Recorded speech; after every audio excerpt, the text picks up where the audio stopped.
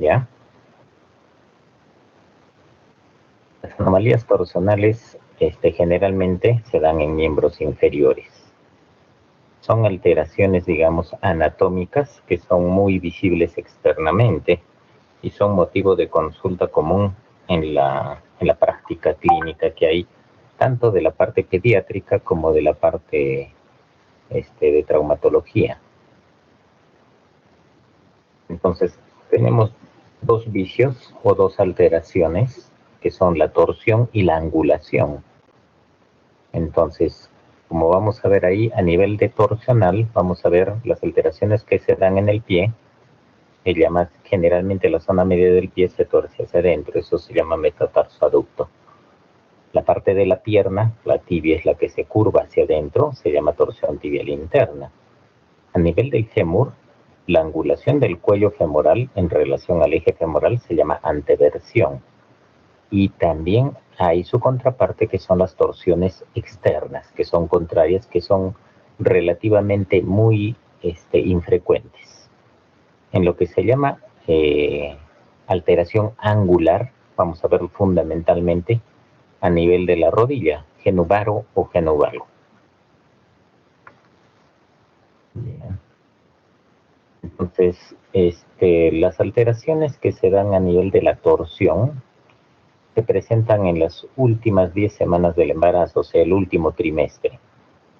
Como se puede ver en la imagen de la izquierda, el feto con su saco embrionario está muy libre en el útero por el tamaño. Mientras va creciendo, en la parte derecha, podemos ver como el útero está muy distendido y el feto está muy constreñido, muy apretado. Eso hace que los miembros inferiores tengan que rotar excesivamente la cadera, flexionar excesivamente la rodilla y también el tobillo. Entonces, el último trimestre del embarazo es importante. Si la mamá en el embarazo tuvo pérdida de líquido, tuvo alguna alteración en la cantidad de líquido amniótico, este bebito no estuvo en la posición adecuada, estuvo en posición transversa, eso va a aumentar mecánicamente que este niño puede no estar libre sino presionado. Como podemos ver en ambas imágenes, la cadera está con flexión y rotación externa excesiva. La rodilla está más o menos a 90 grados y el pie está rotado hacia adentro, lo que ya se puede denotar durante los 3 o 5 primeros meses del embarazo es una torsión en la tibia y una tendencia a la curvatura a nivel tibial, como se ve ahí. En el segundo trimestre del embarazo, que es la figura de la derecha, se puede ver que hay una alteración en la rotación tibial, una flexión aceptable de la rodilla, pero la cadera, a nivel de la cadera y el cuello del fémur, vamos a encontrar una flexión y una rotación externa excesiva. Eso va a determinar la anteversión femoral en los niños recién nacidos, que se considera lógico y temporal. Entonces, siempre que vemos algún grado de alteración en niños, tenemos también que observar a los padres. Es muy común tener la torsión tibial de las piernas, o sea, de las tibias, la torsión tibial interna, en los padres. Entonces, los niños al momento de nacer van a heredar cierto grado de torsión o afectación. Ahora, como ya les decía anteriormente, durante el embarazo se presentó muy poco líquido amniótico, el niño estaba atravesado, estaba en posición podálica, era un embarazo gemelar, usted sufre de presión alta, sufre de enfermedades renales, etcétera. Entonces, durante el desarrollo, si tenemos que evaluar a un niño ya que ya está caminando bastante tiempo, más de 2 años, entonces vamos a tener que preguntarles a qué edad comenzó a caminar solo y cuánto tiempo estuvo, ¿cómo se llama? ¿Cuánto tiempo demoró para caminar solo? Corto, largo tiempo, más de 2 meses, más de 4 meses. cómo comenzó a caminar, ¿no? Inicialmente las primeras marchas son marchas como un poquito irregulares en los niños y torpes, podríamos decirlas, va a estar frecuentemente tropezando y cayéndose. Y la marcha no va a ser una marcha similar a la del adulto, sino va a ser una marcha como pato, por el poco control y la poca coordinación que se tiene a corta edad. Dentro del aspecto externo, va a ser con el niño no en movimiento, sino sentado o echado. Vamos a ver que la mayor parte de niños van a rotar los pies hacia adentro y algunos lo van a rotar hacia afuera. La consulta más común es que los niños se tropiezan frecuentemente, a cada rato. Ese es un motivo de consulta muy común en los padres, ¿no? Y no saben qué hacer. Entonces, fuera de examinar a nuestro niño, el peso y la talla va a ser importante para determinar de repente enfermedades que influyen con el crecimiento. Por ejemplo, acondroplasia podría ser. En cuanto a la talla, ¿no? El peso, niños muy delgados o en sobrepeso o obesos, así como su perímetro cefálico, que nos podría determinar de repente algún niño que haya tenido una alteración o esté teniendo una alteración por hidrocefalia y neurológicamente va a afectar su marcha. Entonces, lo tenemos que evaluar al paciente boca arriba o boca abajo, prono o supino, en posición sentado, como cuelgan las piernas, parado y caminando. Y generalmente se lo tiene que evaluar con muy poca ropa. Entonces, lo que evaluamos siempre es la simetría.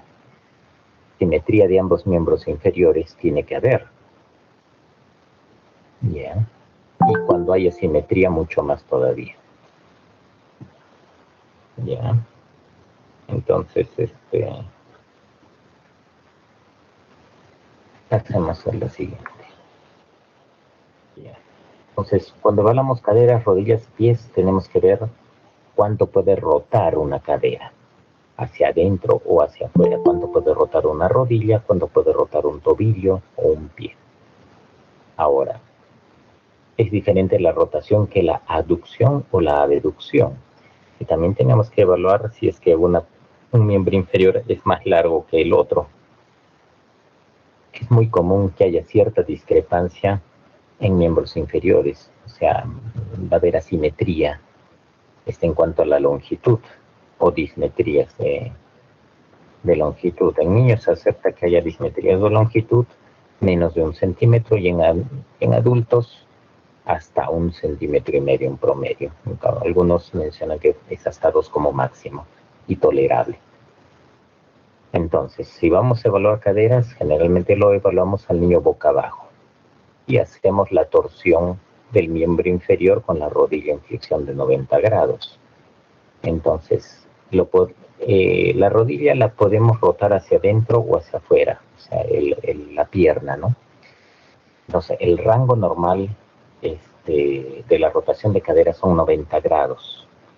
Entonces, vamos a encontrar algún grado de alteración cuando disminuye este rango, más o menos cuando es menor a 70 grados, ¿no? Pero la posición ideal para la rotación de caderas es el paciente en decúbito prono. No, decúbito.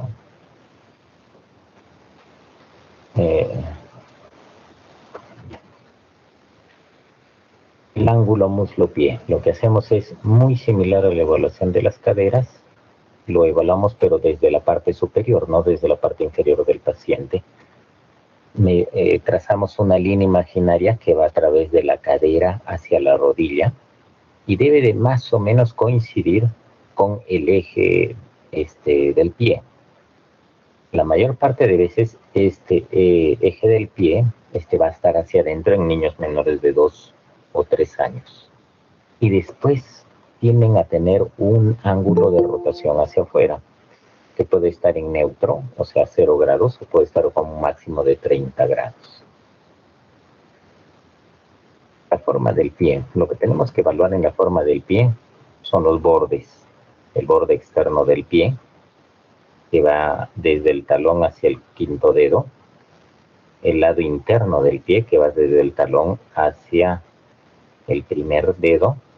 Y el arco que se forma en el reposo en el niño.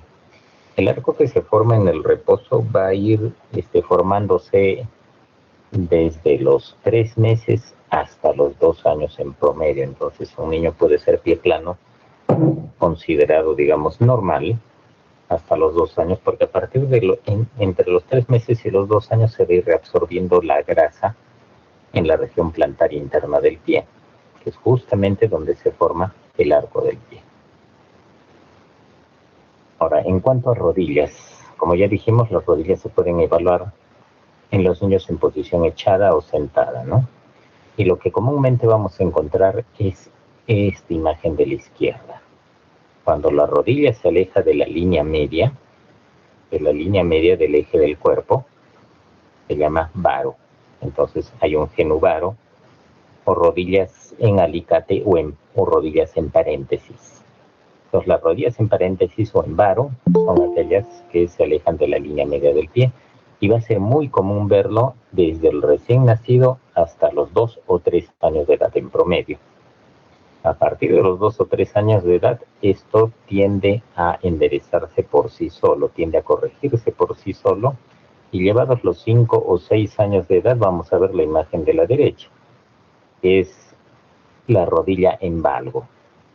Entonces, en la rodilla en valgo, las rodillas se pegan mucho a la línea media del eje del cuerpo.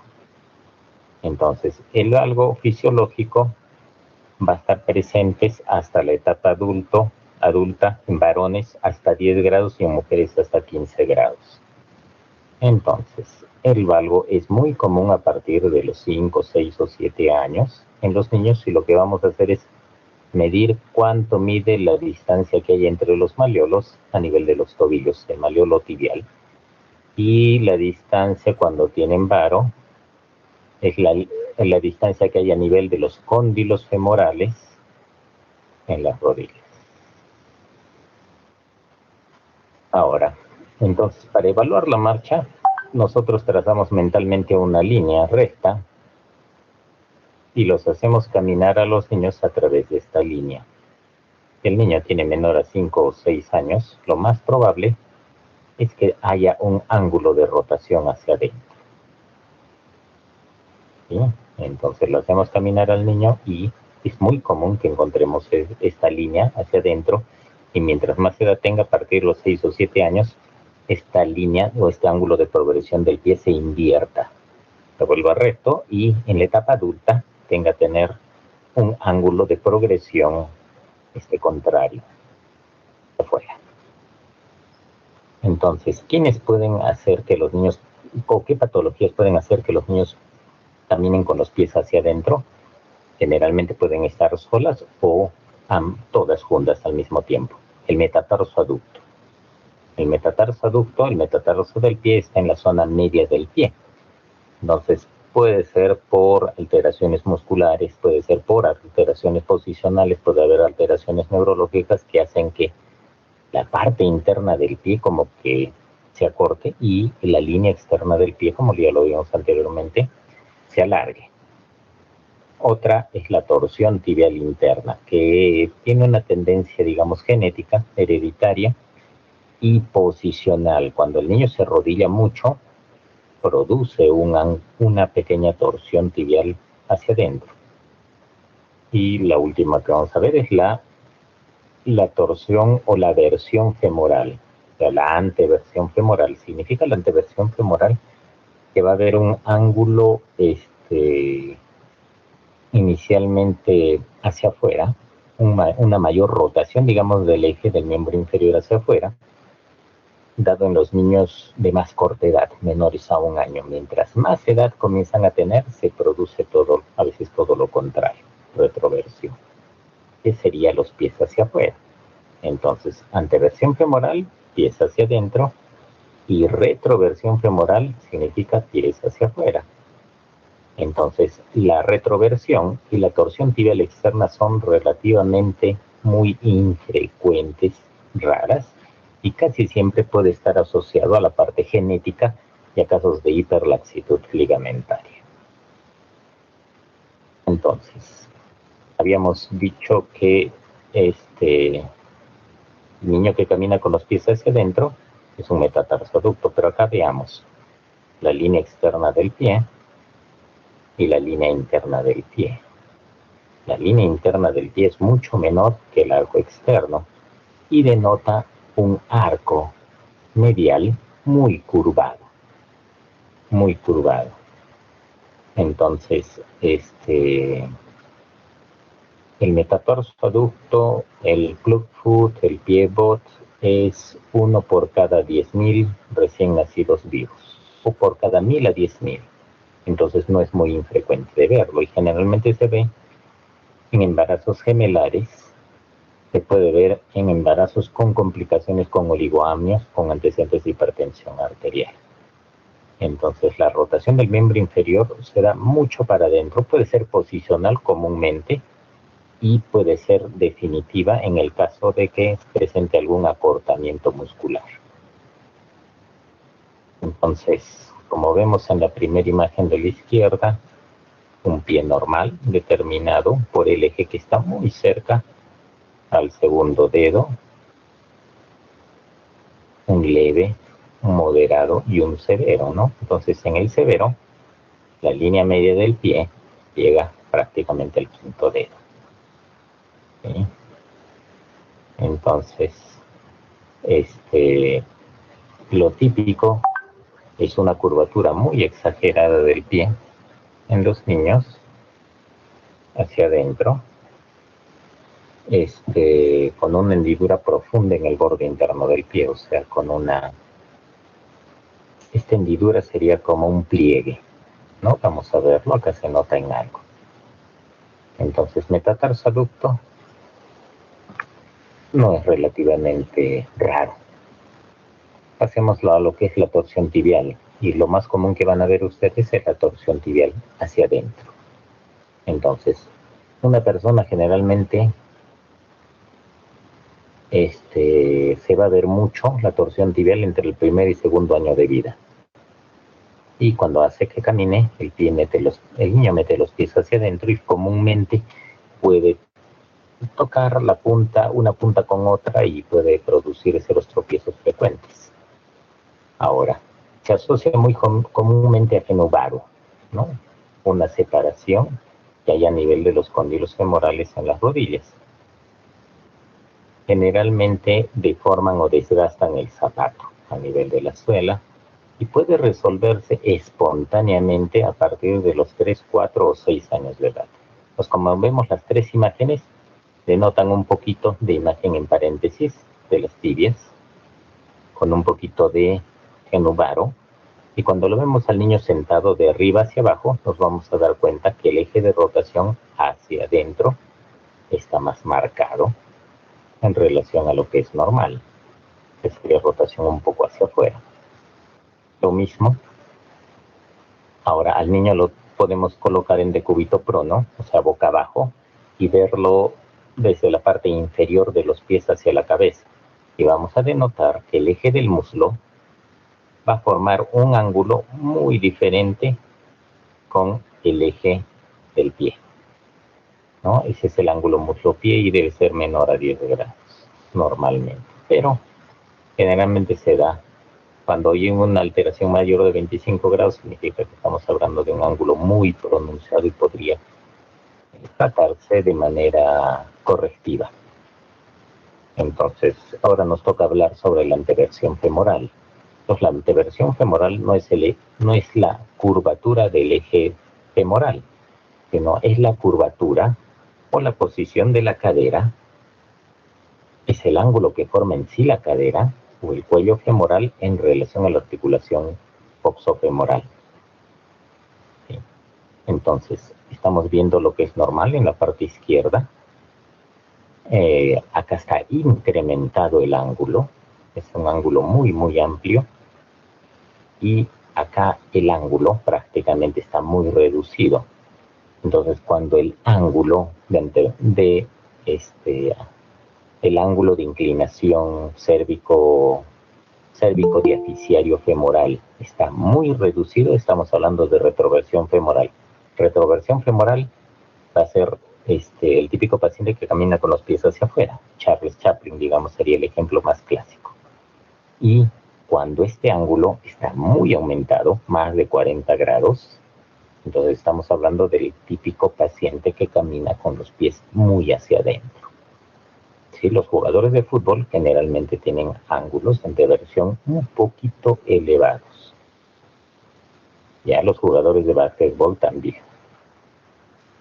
Listo, entonces en las imágenes de abajo estamos viendo cuáles serían las alteraciones conforme al ángulo de progresión normal, al ángulo incrementado y al ángulo muy disminuido. Los disminuidos es retro y aumentado es anteversión. Entonces, la anteversión, ¿por qué se produce? Por posiciones anómalas. La posición más común es en W. Los niños se ponen a mirar la televisión o se ponen a jugar formando la imagen en W o W, ¿no? Algunos le dicen la posición como sapito, que no se siente como sapito. Esta posición hace que el eje femoral rote hacia adentro y aumenta el ángulo. Si aumenta el ángulo, estamos hablando de anteversión. Generalmente es simétrico, es bilateral, y tiende a ceder cuando el niño deja de sentarse en esta posición. Ahora, es muy común que un niño cuando camine no se tropiece, pero cuando comienza a correr se tropieza, no tiene coordinación y se producen las caídas, pues, ¿no? Puede asociarse o no a dolores de rodilla por la tensión que se produce a nivel de la posición en la unión tibiofemoral. Entonces, la anteversión femoral, vamos a verlo al niño parado, y lo que vamos a ver es que las rótulas se miran hacia adentro, una hacia la otra. Las rótulas no miran hacia adelante, sino se miran una hacia la otra. Entonces, el niño, cuando lo recostamos, vamos a ver que la rotación interna de las caderas está muy elevada. Y la rotación hacia afuera de las caderas va a estar muy disminuida. Entonces, ahora cuando el niño está en trono, vamos a evaluar la rotación interna máxima, como ya les dije anteriormente, y el pie vamos a llevarlo hacia afuera hasta palpar el trocánter mayor. Pero esto es para la parte del examen físico, es muy importante. Entonces, ¿cuál es el tratamiento? El tratamiento generalmente es observación y evitar las posiciones anómalas, y vamos a lograr un éxito relativamente alto. Entonces, más del 90% de niños tienden a resolverse espontáneamente. Entonces, es más frecuente en mujeres que son un poco elásticas, hiperlaxas, y la mala posición de sentarse en W o posición de sapito. Entonces, todo lo contrario sería sentarse en posición contraria, haciendo la posición de Buda o la posición de los chinitos. Y si esto no funciona, en casos muy severos se puede operar. Pues ya habíamos visto alteraciones rotacionales, ahora vamos a ver alteraciones en la alineación. Entonces, las más comunes son a nivel de la rodilla. Entonces, los recién nacidos hasta el año de edad generalmente andan en varo. Luego, los niños pasan a ser valgo hasta los 5 o 6 años. Entonces, a partir de los 7 o 8 años, hacen un valgo leve. Varones hasta 10, mujeres hasta 15 grados. Y suele haber una tendencia familiar que se presente genuvaro o genuvalgo en la misma familia. Acá podemos ver lo siguiente: el niño menor de 2 o 3 años que presenta un varo, los pies en paréntesis o alicatitos, como comúnmente se le dice, tiende a alinearse de manera intermedia, momentánea. A partir de los 4 hasta los 5 años presentan un valgo exagerado, o hasta los 6, y a partir de los 7 u 8 años vuelven a volver a un valgo muy leve, como ya lo hemos repetido varias veces. Entonces, estadísticamente, el recién nacido va a experimentar inicialmente un poquito de varo, pero ¿dónde está? Acá está. Entonces, un poco de varo, vamos a ver que los ángulos van a ir disminuyendo hasta los 2 años aproximadamente.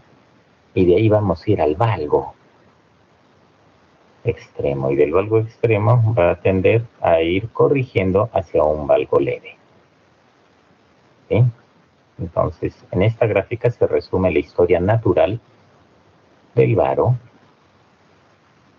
que va hasta los 2 años aproximadamente, tiende una corrección espontánea y después tiende a ser un valgo exagerado hasta los 6 años más o menos, y de ahí comienza a ser un valgo, se mantiene un valgo leve hasta la etapa adulta. Igualmente, otra manera de verlo, desde el recién nacido, que siempre tiene un genú varo, se normaliza hacia un valgo exagerado y vuelve a mejorar a partir de los 7 u 8 años hacia adelante. ¿Alguna pregunta hasta acá?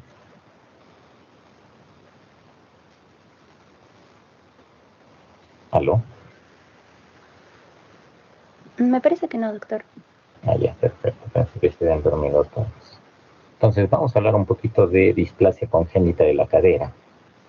Pues la displasia en la actualidad es una patología muy frecuente en nuestro medio. Se habla de alteraciones en cualquier otro lugar, tanto como Europa o Estados Unidos, a menos del 10% de la población, incluso con valores hasta de 3%. Sin embargo, en nuestra población se puede ver valores relativamente altos, probablemente asociados a alteraciones genéticas. Nuestra población ha sido sometida por 5 siglos de desnutrición crónica en la etapa de la conquista española, y probablemente algunos de esos genes, como somos una raza muy mestiza, no hayan tenido algún grado de afectación. Hace 8 o 10 años atrás no se hablaba de displasia de cadera, solo se hablaba de luxación de cadera. Entonces este término ha ido con el tiempo añadiéndose progresivamente. La displasia es como manejar un proceso respiratorio muy superficial o una gripe en un niño, y la luxación de cadera sería como manejar una neumonía o una bronconeumonía en un niño. Entonces lo ideal es tratar de corregir casos leves para evitar llegar a hacer una corrección mayor. Entonces, como les decía anteriormente, solo hablábamos de luxación congénita de la cadera, casos muy severos de displasia. Luego el término se fue acuñando como displasia evolutiva de la cadera o displasia del desarrollo de la cadera, enfermedad luxante de la cadera y desarrollo de la displasia de cadera. Todas orientadas desde diferentes puntos, pero con el mismo objetivo. Entonces, ¿cuáles son las causas de displasia? Se habla siempre de una laxitud anormal, una elasticidad aumentada, no tanto una alteración o una deformidad ósea. Entonces, esta laxitud hace que la articulación de la cadera, como si fuera una bisagra, que no la colocamos bien, va a ir alterándose si es que no está bien ajustada o colocada. Entonces, excepcionalmente, en los recién nacidos o lactantes en sus primeros meses, pueden ser catalogados clínica y radiológicamente como normales y pueden desarrollar una forma secundaria. ¿Esto qué quiere decir? Doctor, le hice mi control al bebito desde que nació hasta los 3 meses. El pediatra, el traumatólogo, le tomé radiografía, ecografía, todo salió normal. Y después comenzó a desarrollar displasia. Sí, eso es extremadamente raro, puede comenzar entre los 3 y los 6 meses. Pero son casos raros. Lo más común es que comience a desarrollar una displasia desde el momento que nazca, o ya esté luxado desde el momento, desde el momento en que nace, ¿no? Incluso en forma intrauterina. Entonces, todo esto se desarrolla en base a ¿qué? Entonces, como podemos ver en la figura, la parte ósea del acetábulo, este triangulito pequeño en el borde superior de la cabeza de la cadera es el labrum. Entonces, este labrum vamos a ver su evolución en la segunda, en la tercera y en la cuarta. Entonces el labrum comienza a verticalizarse. El labrum es de aspecto cartilaginoso, entonces cede ante la presión de los músculos y comienza la cabeza de la cadera a desplazarse generalmente hacia la parte superior y externa. Entonces, esta sería, digamos, la historia natural sin tratamiento de una displasia de cadera que va hacia una subluxación y una luxación completa. Ahora, ¿qué es importante evaluar? Que acá, como vemos, este ligamento redondo que se viene acá a la cabeza de la cadera, corto, se va a ir alargando. Entonces, en esta etapa está largo y se engruesa mucho más. Volver a poner la cadera en su posición normal va a ser como encontrar un resorte que va a volver a empujar la cadera y va a evitar por su tamaño y por su grosor que la cadera regrese de forma no quirúrgica hacia su lugar normal. Entonces, hablando de la epidemiología, ¿no? Es más común en las mujeres. ¿Por qué en las mujeres? Porque tienen un doble cromosoma X, a diferencia del varón, que es XY. Eso les da generalmente a todas las mujeres un grado de mayor laxitud durante los 2 primeros años de vida desde el nacimiento. Es muy común que sea el lado izquierdo el que se produce más, generalmente por la posición intrauterina, poco el derecho y poco en forma bilateral. Displasia de las dos caderas es menos frecuente que solo tener de la derecha, pero es muy común tener displasia en la cadera izquierda. Entonces, como ya les decía, desde el inicio de las clases, la hiperlaxitud ligamentaria, el síndrome benigno de hiperelasticidad, etcétera, está asociado de manera fuerte a la displasia. Lo que decíamos, ¿no? Las posiciones anómalas dentro del útero, un oligoamnio severo, va a producir que esta cadera esté muy flexionada, esté muy rotada externamente.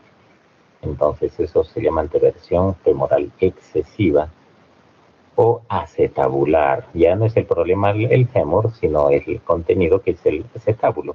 O una deficiencia acetabular significa que de repente nació con un acetábulo muy pequeñito, muy hipoplásico, o aplasia acetabular, o sea, sin acetábulo.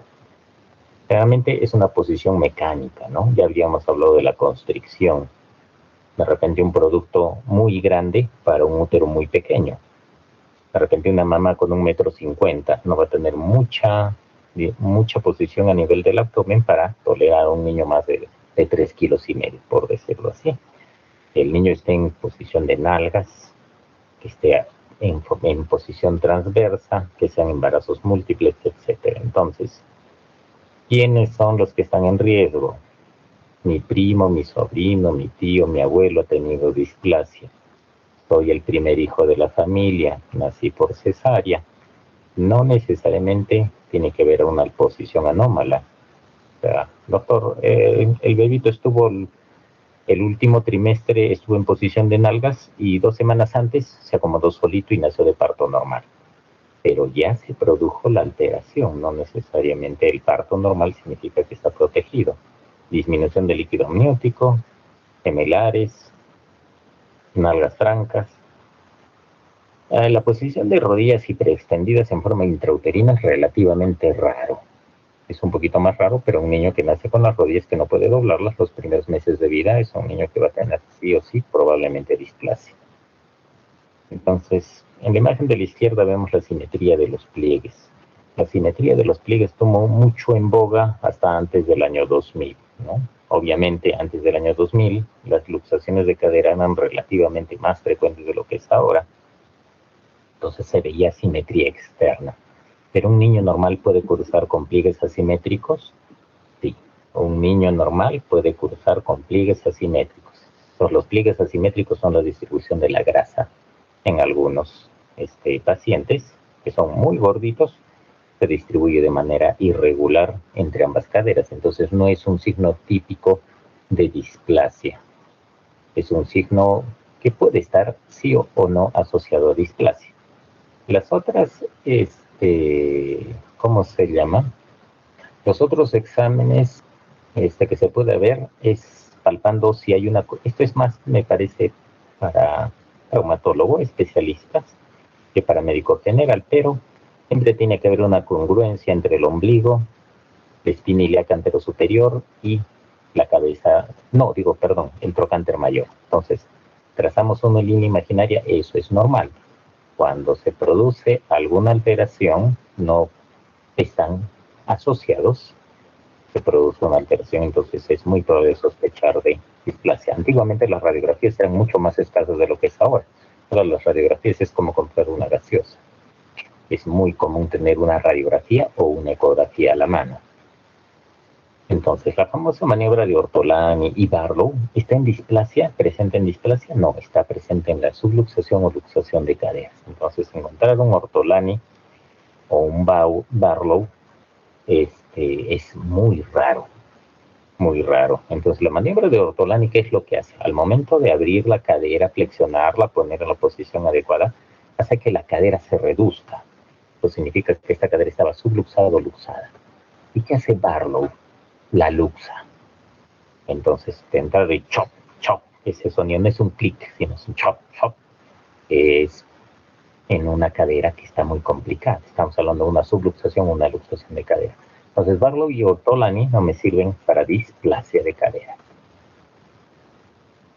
Entonces, esta otra maniobra, que es ponerlo al niño en decúbito supino, flexionando la cadera más o menos a 90 grados, vamos a ver una asimetría. Una rodilla es más larga que la otra. Entonces, significa que probablemente alguna cadera probablemente no esté en forma congruente con su acetábula. Entonces hablamos de una subluxación, no una displasia. Subluxación o una luxación de cadera. Entonces todos los signos han sido determinados para luxación de cadera. Entonces, ¿hay alguna forma de determinar displasia? Generalmente la limitación para reducción de las caderas es el signo más clásico que hay en displasia de caderas. Cuando el bebito, al momento de cambiar el pañal, no abduce muy bien las caderas o una cadera la abduce más que la otra, es casi el signo patognomónico de sospecha de displasia de cadera. Y doctor, ¿cómo lo podemos confirmar? Fácilmente con una ecografía. Tiene una alta sensibilidad en menores de 3 meses. Menores de 3 meses, la ecografía es muy sensible. Lo malo es la forma en que se realiza la ecografía. El niño está en una posición a veces muy estresante o forzada, lo que puede hacer que los ángulos que se midan en la ecografía puedan salir alterados, el ángulo alfa y el ángulo beta. Generalmente la ecografía se hace muy poco acá en Arequipa o en Lima, porque demanda mucha capacitación del médico quien la realiza. El equipo tiene que ser muy sensible y a veces el paciente no colabora. Entonces es muy común y más fácil hacer una radiografía. La radiografía es confiable a partir de los 3 meses, pero ¿podría yo tomar una radiografía en un recién nacido con sospecha? Sí. A partir de los 3 meses, una ecografía tiene más valor que una ecografía. Una ecografía siempre es mejor que una radiografía antes de los 3 meses. Y estos estudios, tomografía y resonancia, no los reservamos para niños mayores que pensamos que se puedan operar o de repente tengan una patología muy compleja. 1, el costo. 2, el niño tiene que estar quieto por mucho tiempo. Y eso es muy difícil de lograr.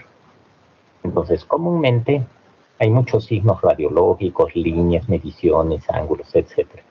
Pero se necesita saber lo básico. Doctor, no tengo un goniómetro a la mano. Entonces, eso no es necesario para saber si un niño tiene o no displasia. Porque con una regla y un lapicero o un lápiz podemos hacer todas las medidas que querramos sin necesidad de medir el ángulo. Entonces, vamos a trazar una línea, que es la línea basal, que es la línea de Hilgen-Reiner, que pasa por el borde inferior de ambos acetábulos. Es la línea horizontal. Entonces, a esta línea trazamos una línea vertical por el borde externo del acetábulo. Entonces, cuando trazamos esta línea por el borde externo del acetábulo, ¿cómo puedo sospechar que con estas dos líneas estamos hablando de un niño que tiene una probable o no displasia? Con esto fácilmente. Entonces, como vemos acá, hay 4 puntos. significa que hay 4 cuadrantes. Entonces, el cuadrante inferior e interno, el cuadrante inferior e interno tiene que estar presente generalmente el núcleo de osificación del niño. Un niño de repente entre los 3 y los 6 meses ya puede presentar un núcleo de osificación fácilmente identificable.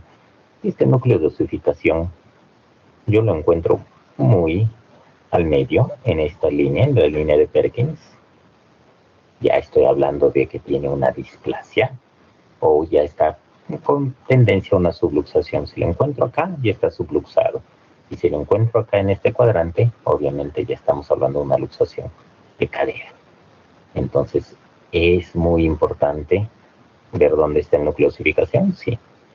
Segundo, la línea de Perkins generalmente pasa por el borde más externo del cuello de la cadera. Y esta línea de Perkins pasa muy cerca al centro, del centro hacia adentro. Entonces estaré sospechando que este eje femoral está muy excéntrico y por lo tanto es muy probable que tenga una displasia de cadera. Ahora, hay una línea imaginaria que pasa por el borde interno del agujero obturatriz y se proyecta hacia el borde interno del trocánter menor. Entonces, esta línea imaginaria más o menos debe ser congruente. Es muy común que encontremos líneas que no son congruentes, que están sobrepuestas o entrecortadas. Pues hasta ahorita no hemos medido ningún ángulo hasta el momento y podemos saber con algún grado de certeza si este niño puede tener displasia o no. ¿Qué más? Si en una cadera encuentro un núcleo de osificación, en la otra cadera también voy a encontrar otro núcleo de osificación ubicado más o menos a la misma distancia, del mismo tamaño y más o menos de la misma forma. Entonces, si hay asimetría de caderas, estaré sospechando de una displasia como médico general y lo enviaré al especialista. ¿Sí? Entonces, doctor, yo he tenido un caso donde mi sobrinito le dijeron que tenía displasia y se curó. Y a los 2 meses se cayó, le tomaron una radiografía y le dijeron que tenía otra vez displasia. ¿Puede suceder eso? No.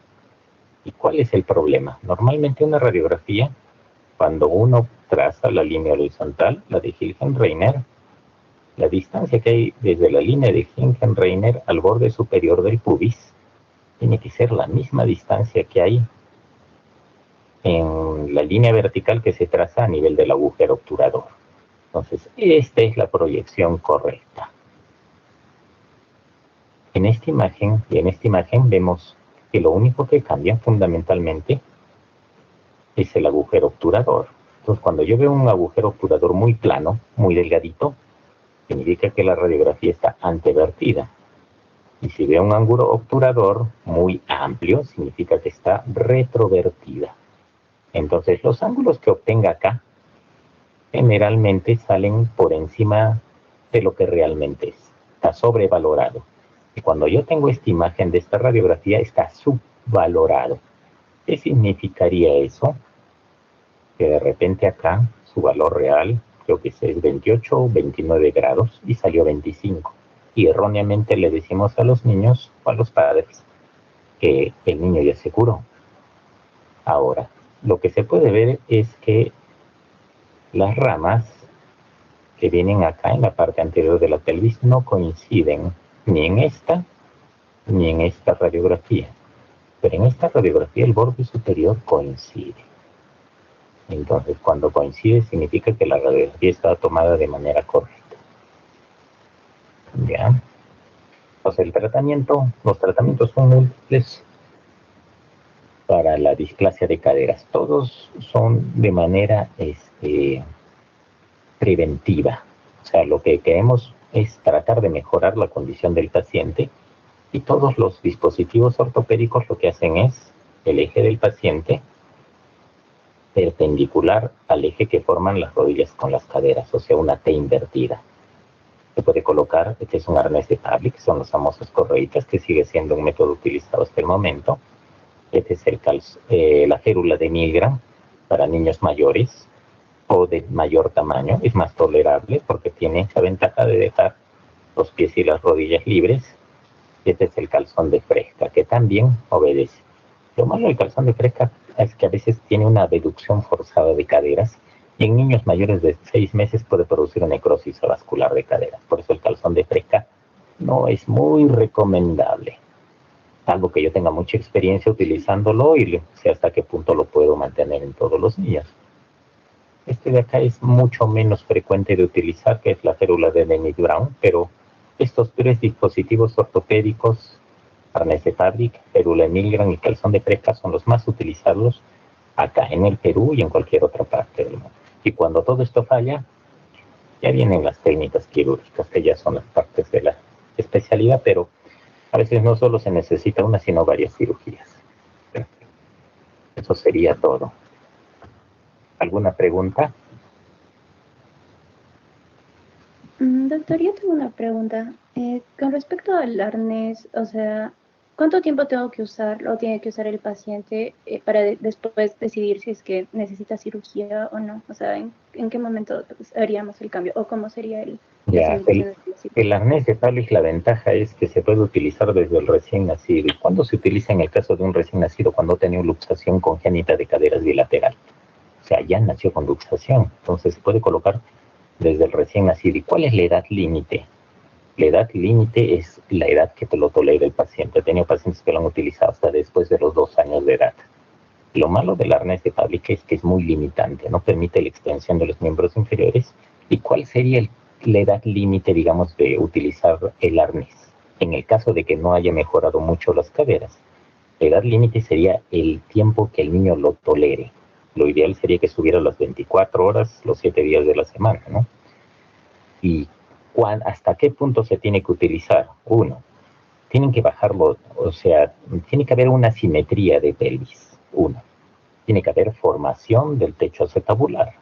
2 y 3, tiene que coincidir más o menos con ángulos o índices acetabulares compatibles con menos de 24 grados. Un ángulo de cobertura mayor a 18 grados y un ángulo cervicodiaficiario menor de 150 grados en promedio. Pero cada caso es individual dependiendo mucho de la edad. Ahora, doctor, si no funciona el arnés de Fabric, pasamos al calzón de fresca. Es el que está acá. La ventaja es que el niño lo tolera mucho más y está libre los pies. Doctor, con el arnés de Fabric no se puede gatear. En cambio, con la férula de Milgram se puede gatear de manera irregular, pero sí se puede. O sea, el niño se desplaza. Es lo que quiere. Y algunos niños mayores incluso caminan con el calzón, con la férula de Milgram, cosa que no se puede hacer con otros dispositivos. Ahora, se habla mucho de hacer terapia en niños. No está completamente demostrado, pero en un 30% de los niños puede haber cambios muy importantes en la formación de caderas y la formación del techo acetabular o de la profundidad del acetábulo, ¿no? Que es lo que va a definir si el niño se necesita sí o sí operar o no.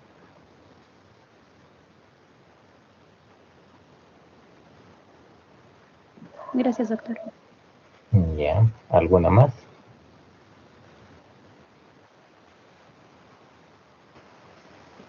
Si no hacen preguntas de algo que no han entendido, les va a venir en su examen probablemente.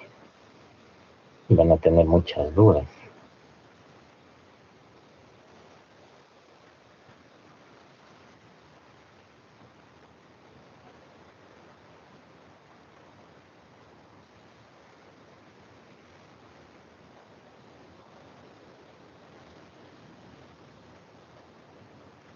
Bueno, no hay ninguna pregunta más. Me parece que no, doctor. Ya, lo ideal de esto es hacer una clase presencial. Ya, en una clase presencial yo podría llevar una maqueta, podría llevar un arnés de Fabric, un calzón de fresca, podría llevar un zapato ortopédico, las férulas de corrección para genubar o genubalgo. Entonces, este tema es muy complicado. Es muy complicado tanto que muchos residentes de traumatología no lo comprenden muy bien hasta que lo ven. Entonces eso sería ideal, ¿no? Hacer clases presenciales para que puedan entenderlo un poco más, pero estas alteraciones rotacionales en la consulta privada o en la consulta pública, son más del 30 al 50% de las consultas que hay en niños. O sea, es a pesar de que hemos visto que es una corrección automática, por sí sola, el organismo lo corrige, muchos padres vienen desesperados por: mi hijito tiene los pies curvos, mi hijito que está caminando hacia adentro, mi hijito se tropieza, doctor, necesito zapatos ortopédicos. Es un problema muy común en la consulta privada. Ustedes probablemente les van a hacer la consulta una vez ya ni siquiera son médicos y le van a decir: oye, tu sobrino está así, o sea, ¿qué tenemos que hacer, no? Entonces es importante saber que todas estas alteraciones, la mayor parte tiene resolución espontánea. Donde sí debemos intervenir es en la displasia de cadera, ¿no? De estas pequeñas alteraciones, de repente en el metatarso aducto, porque son alteraciones que pueden ir progresando, ¿no? Salvo que tengamos, por ejemplo, alteraciones rotacionales que son muy marcadas, ¿no? O muy evidentes en los niños. ¿Ya? Bueno, listo. Eso sería todo. Entonces los cuadritos sí se quedan con ustedes, ¿no es cierto? ¿Las ¿Aló? diapositivas, doctor? Sí, sí. Sí, doctor. Ya, perfecto. Ya es que bueno, a mí se me formó mucho con la participación, ¿no? Si no vas a clases, es porque no le das importancia al curso, ¿no? Hoy es domingo y como estudiantes de medicina y como futuros médicos no van a tener domingos ni feriados generalmente nunca, ¿no? Entonces, el sacrificio que hacemos es porque nos gusta una carrera que es de servicio. Y es importante la participación en cada domingo, feriado, el día, ¿no? Sea de día, de noche, de madrugada. Eso es parte ya de su formación también y de lo que están dispuestos a aceptar como médicos. Bueno, ¿hay alguna consulta o ya no? Me parece que no, doctor. Ya, listo. Entonces lo dejamos ahí. ¿Ya? Eso sería todo y nos vemos hasta más adelante, tal vez en el internado. Ok, doctor. Muchas gracias. Gracias, Sí. doctor. Hasta luego. Hasta luego. Gracias por asistir. Nos vemos.